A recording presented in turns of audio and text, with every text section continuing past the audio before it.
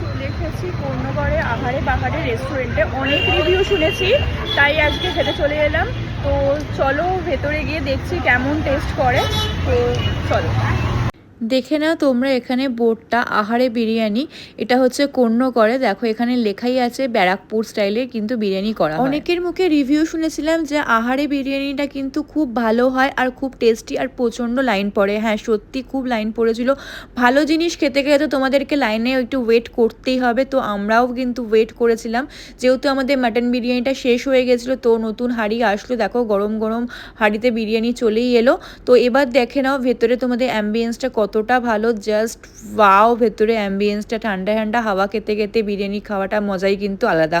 তো তোমাদেরকে দেখো মেনু কার্ড আমরা শেয়ার করে দিলাম, যে মেনু কার্ডের মধ্যে কিন্তু তোমরা প্রাইসটা দেখে নিতে পারবে। তো অ্যাট লাস্ট আমাদের চলে এলো মাটন বিরিয়ানি উইথ চিকেন চাপ and cold drinks. Cold drinks ছাড়া তো বিরিয়ানি একদম ইনকমপ্লিট থাকে।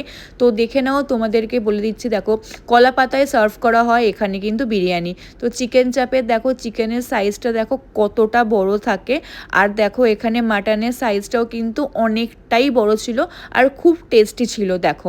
আর ভাতের পরিমাণটাও কিন্তু অনেকটাই ছিল। জাস্ট আমরা খেয়ে বেরালাম, মানে এত ভালো খেতে, জাস্ট কি বলবো, পুরো মুখে লেগে আছে।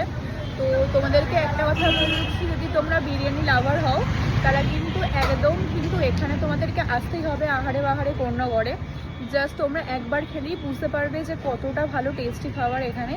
সো ভিডিওটা আজকে আমি এখানেই শেষ করছি। তো যারা যারা খেতে চাইছো বিরিয়ানি, কর্ণগড়ে যারা থাকো বা আদার্স কোথাও যারা থাকো, অবশ্যই কিন্তু এখানে এসে ট্রাই করতে পারো। দেন চলো টাটা।